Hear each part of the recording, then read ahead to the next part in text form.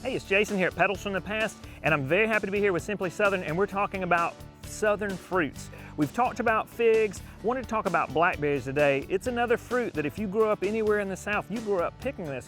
Oftentimes, if you're like I was, you grew out going to the woods. We'd find the wild blackberries growing out all over the place.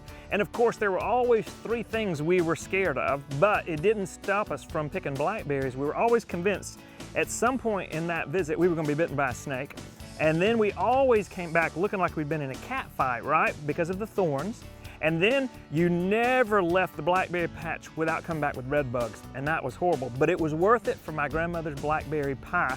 And so what we're looking at today is we're going to talk about a variety of blackberry called Kiowa. This is out of the University of Arkansas's breeding program, and it is absolutely one of our very favorites because it produces a very large berry with great flavor, and it's almost a two-bite blackberry. But it allows us to trellis them and grow them because of its growth habit. And this is a technique that my dad has developed based on raspberry production. And what this takes advantage of is the nature of the blackberry. And as you look down here, you can see we've got the canes that are ripening, which are referred to as floricanes. That's the fruit that's being produced here for 2025. And when you look over here, you can see we've got fruit that's just about maybe a week and a half away. It's just beginning to turn red and ripen. These red fruits are going to be ready within about 2 to 3 days. And then there's your goal, the blackberry. And these typically are ripening in our orchard, this variety, for about 7 weeks. So we start 25th, 26th of May, goes all the way through the 4th of July.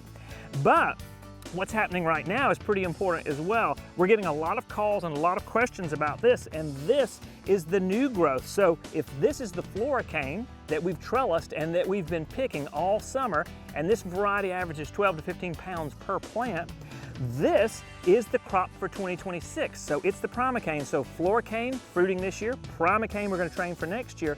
So how do we handle this? Well, this cane is going to die the minute we pick the last fruit.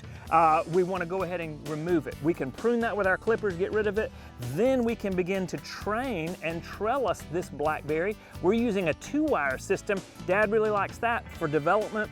And it makes it a little bit easier to work with. And it puts the fruit all right here where you can harvest it. So you come out to harvest this blackberry or whatever variety you're growing and you're trellising it, it's going to be a lot easier. You're going to be able to harvest it without getting scratched up.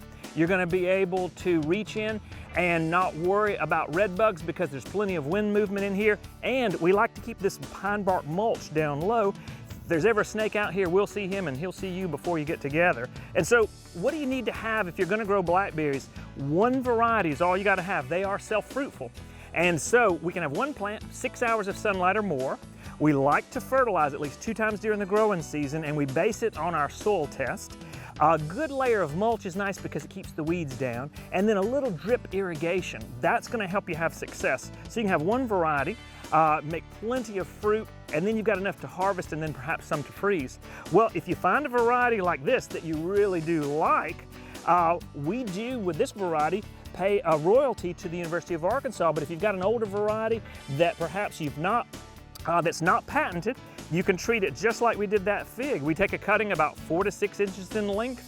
We stick the base of that into a rooting hormone into potting soil, keep the environment around it moist and humid, and you're going to grow your own plant, genetically identical to the other. We would love to see you here at Petals from the Past, and you can find us at petalsfromthepast.com. Stacy Little's up next. He's making an all-time Southern favorite, pecan pie.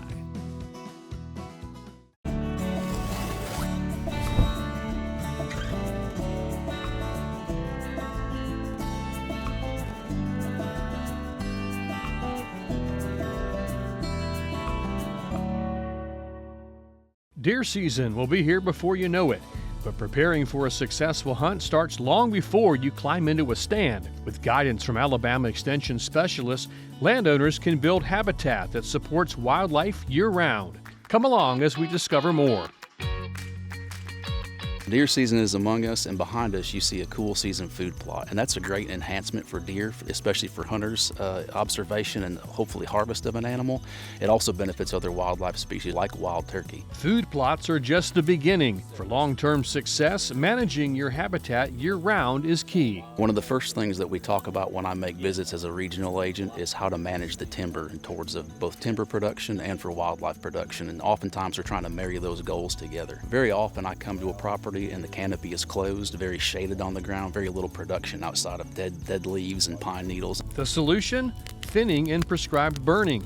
These practices open up the canopy and trigger native plant growth, increasing food and cover for deer and turkeys. That does two things. One is it does reduce that pine needle litter, exposes the soil to the sunlight that you've now opened up in that pine stand, and then you see that regeneration of forbs and grasses, and those are species that provide soft mast and seed, insect production, and then also cover for turkeys and deer. I know a lot of extension people and have communicated with them a lot about things. Specifically Norm Haley, I've talked to him a lot about this property. When Graves came to me initially, there were maybe just a few gobbling turkeys on the 600-acre tract, and now you'll almost turn yourselves in circles trying to decide which turkey you're going to go to. So the application of the natural resources enhancement and the extension outreach and his own hard work and blood, sweat, and tears have really transformed this property. If you want to improve your hunting and your habitat, start thinking beyond this season. Alabama Extension can help you build a better plan, one step at a time. What we eat, what we wear. It all starts somewhere. And if it's good, it usually starts with a farmer.